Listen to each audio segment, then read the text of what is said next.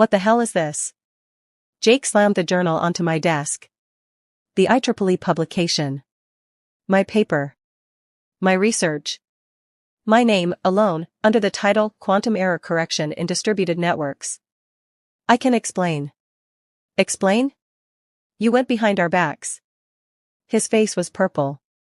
Veins bulged. After we removed you from the patent for team cohesion, you pulled a stunt? I stared at him. Removed me. For team cohesion. You removed me from my own patent. The company's patent. Your work belongs to Lakeside. My throat closed. 3 years. 3 years of 18-hour days, of missed dinners, of Julie asking why mommy never came home anymore. 3 years of bleeding myself dry for this breakthrough, and they just erased me. The journal submission was mine. I filed it before. Before what? Before we gave you a reality check about team dynamics? Jake's laugh was sharp. You think you're irreplaceable, Gianna? You think your little tantrum will change anything? Little tantrum. My hand shook. Not from fear. From rage so pure it felt like electricity. Get out. Excuse me? Get out of my office. He leaned over my desk. Coffee breath. Cheap cologne. This isn't over, Johns. Not by a long shot. The door slammed. The walls seemed to vibrate. I sat there, staring at my name in print. The only proof I existed in this place. The quiet after Jake left felt like a vacuum. I touched the journal's pages, glossy, official, real. My first major publication. Should have been a celebration. Instead, I thought about the last 3 years. How it started with such promise. I joined Lakeside straight from MIT, Julie barely 2 years old. The quantum networking project was ambitious, revolutionary, even. They gave me a team, resources, freedom to explore. For the first time since becoming a mother, I felt like myself again. Not just Julie's mom or Tom's wife, but Dr. Gianna Johns, quantum computing researcher. The early days were intoxicating. 18-hour stretches in the lab, wrestling with error correction algorithms, pushing the boundaries of what was possible. Tom would bring Julie to the office sometimes, and she'd color quietly while I worked. Mommy's making the computers talk to each other, I'd tell her. The breakthrough came at 2 a.m. on a Tuesday. I'd been stuck on a particular decoherence problem for months. The mathematics kept breaking down, the error rates too high for practical application. Then suddenly, clarity. A new approach to quantum channel stabilization that nobody had considered. I worked for 3 straight days, barely sleeping, barely eating. When I finally had the proof of concept working, I called Tom at 4 a.m., crying with exhaustion and joy. You did it, he whispered, trying not to wake Julie. I did it. I actually did it. But success at Lakeside meant committees. Patent committees, publication committees, team integration committees. Suddenly my solo breakthrough became collaborative research. My algorithm became our innovative approach. I told myself it was normal. Corporate research was different from academic work. I was being naive about intellectual property, about team dynamics, about the bigger picture. The late nights continued, but now they were filled with meetings, not discovery.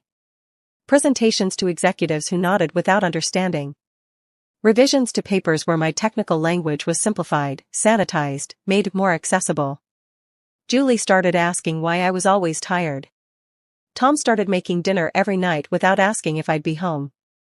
I'd promised myself I wouldn't become one of those parents who chose career over family, but here I was, missing bedtime stories for budget reviews.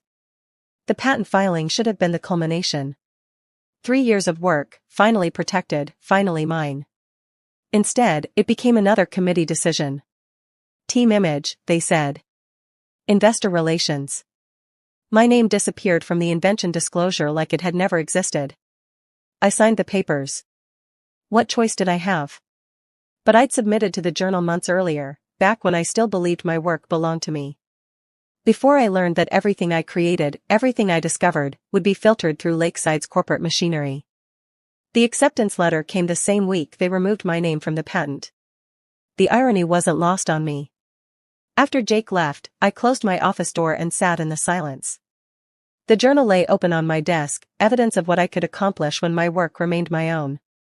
I opened my laptop and began making lists. Not revenge lists, not yet. Inventory lists. What did I know about Lakeside that others didn't? What systems had I helped build? What vulnerabilities had I noticed but never mentioned? 3 years of 18-hour days meant I'd seen everything. The servers running legacy code with known security flaws. The backup systems that weren't actually backing up critical data. The executive emails discussing patent applications before they were filed, potential insider trading issues. I knew which engineers were job hunting. Which managers were padding their expense accounts. Which executives were having affairs. But knowledge without leverage was just gossip. I started small. Began documenting everything. Not obviously, just meticulous note-taking. Meeting summaries that included exact quotes. Email threads copied to personal folders. System architecture diagrams that showed security gaps. During lunch breaks, I walked the halls differently. Listening instead of talking. Observing instead of participating. Funny how invisible you become when people think you're broken. Jake had called me irreplaceable sarcastically, but he wasn't wrong. I'd designed half the core systems. I knew every shortcut, every workaround, every buried piece of technical debt that kept our quantum network stable. I also knew it was all held together with digital duct tape. The real discovery came during a routine security audit. I was reviewing access logs, part of my actual job, when I noticed something interesting. Several executives had administrative access to systems they shouldn't even know existed. Not just viewing access. Full administrative control. Including access to the patent database. I pulled the logs for the week they removed my name. There it was, a series of unauthorized modifications to the patent filing system. Not just removing my name, but backdating the changes to make it look like I'd never been listed as an inventor. That was illegal. Federal felony illegal. I made very careful copies of everything. The next week, I volunteered for additional security audits. Happy to help ensure our intellectual property is protected, I told the compliance team. They were thrilled to have someone with my technical background taking initiative. I found irregularities in 17 different patent filings. Names added and removed without proper documentation. Invention dates altered. Prior art citations mysteriously disappearing from applications. Lakeside wasn't just stealing credit from me. They were running a systematic intellectual property fraud operation.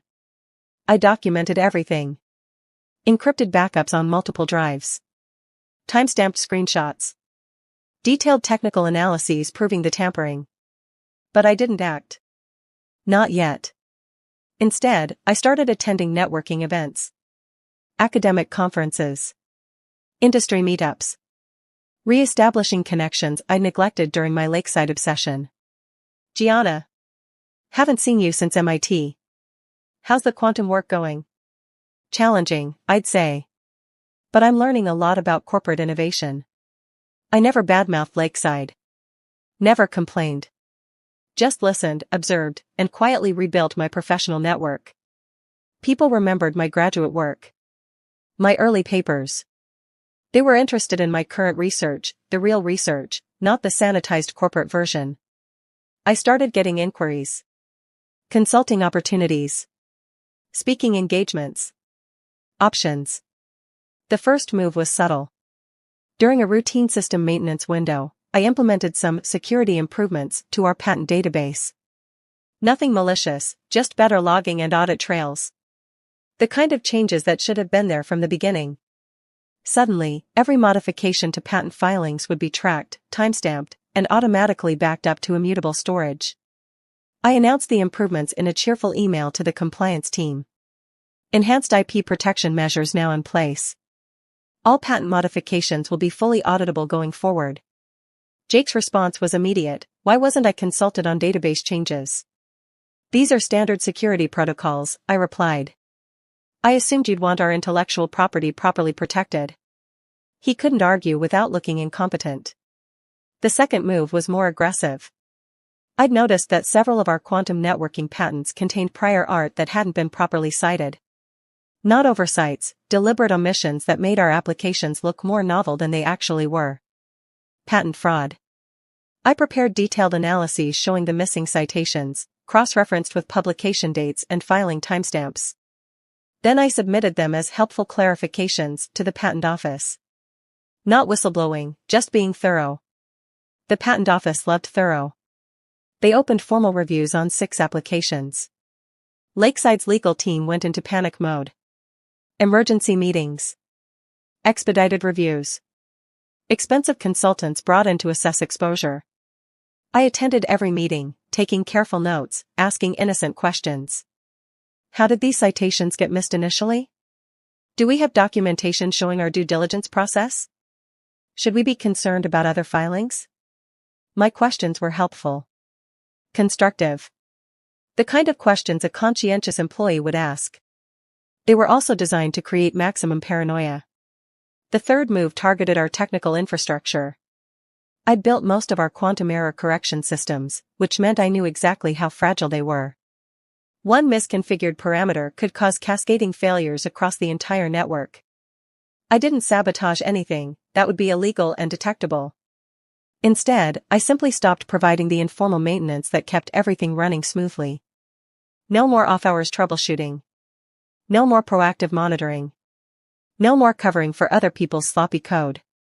I did exactly what my job description required, nothing more. Systems that had run flawlessly for months suddenly became unreliable. Error rates spiked. Performance degraded. Customer complaints started pouring in.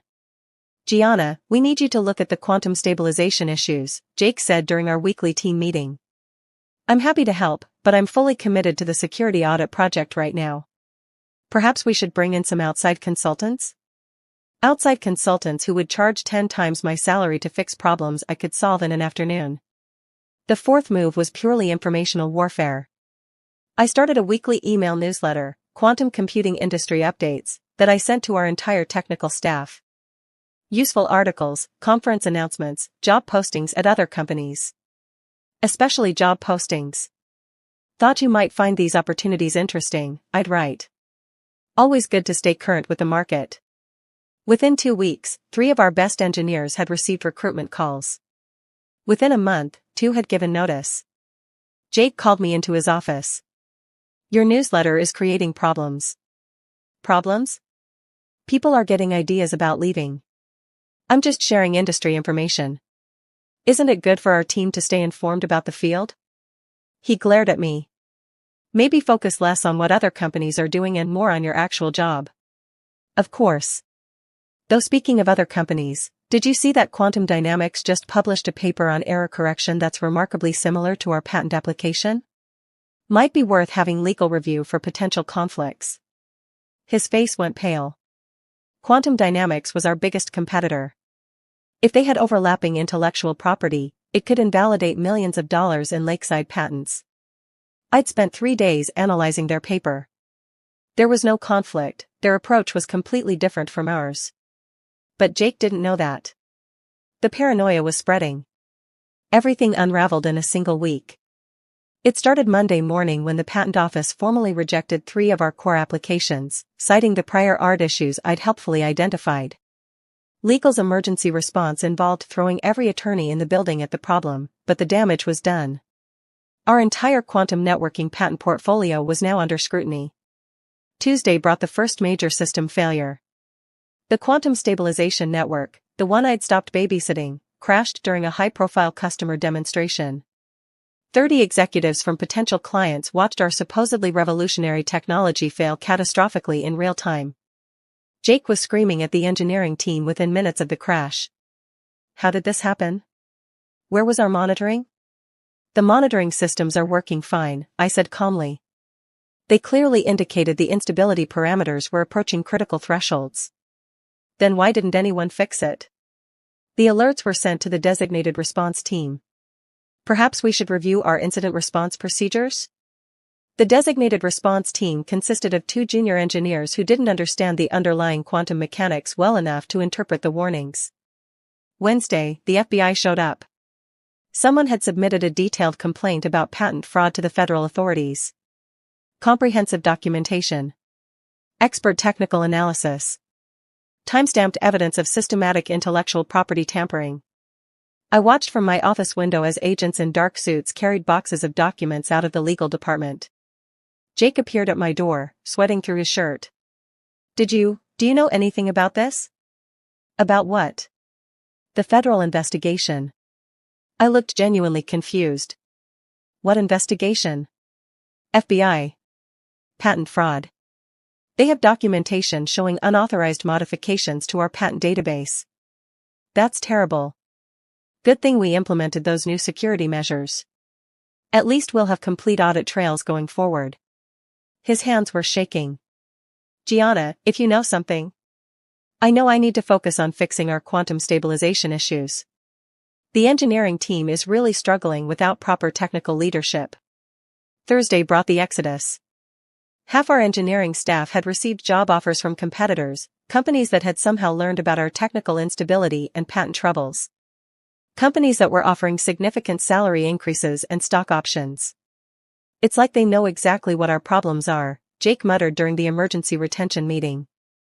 That's concerning, I agreed. Do we think there's been some kind of information leak? Friday was my favorite day. The board of directors called an emergency meeting. The patent investigation was expanding. The customer demonstration failure had triggered penalty clauses in 3 major contracts. Key personnel were fleeing to competitors. And then came the final revelation. During their forensic audit of the patent database, the FBI had discovered something interesting. The unauthorized modifications hadn't just removed names from recent filings, they went back years. Dozens of patents. Hundreds of inventors whose contributions had been systematically erased or minimized. The federal prosecutors were considering RICO charges.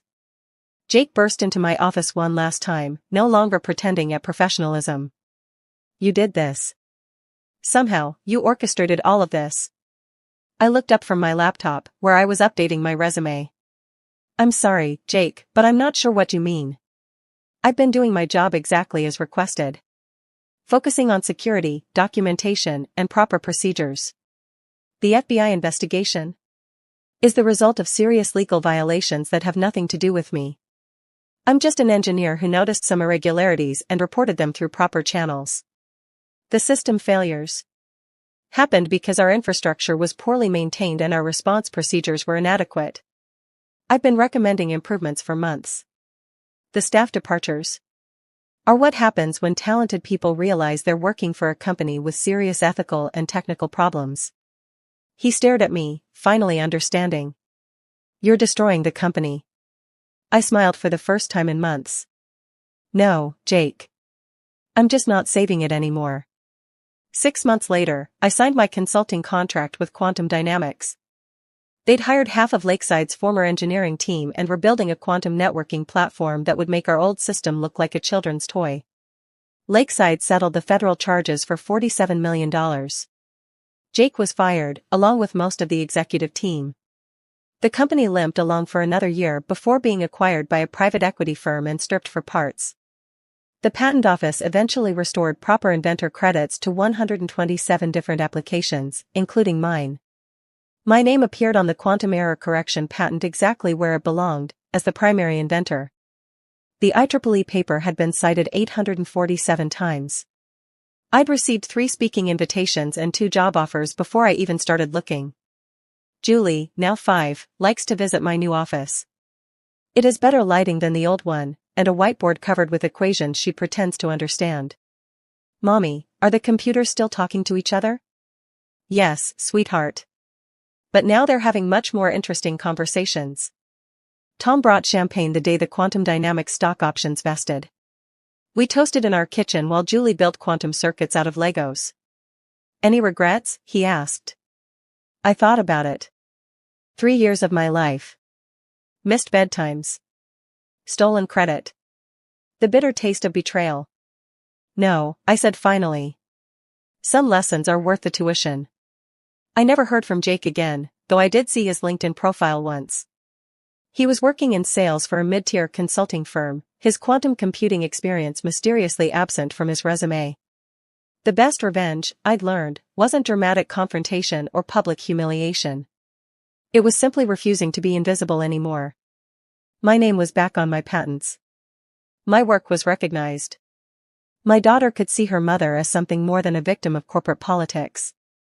And somewhere in Silicon Valley, executives at companies built on stolen innovation were installing better audit systems, treating their inventors with more respect, and wondering if they had their own Dr. Gianna Johns quietly documenting their mistakes. The quantum networks were more stable now. The conversations between computers more sophisticated, more reliable. But the most important conversation had been the one I'd finally had with myself. I was never going to let anyone erase me again.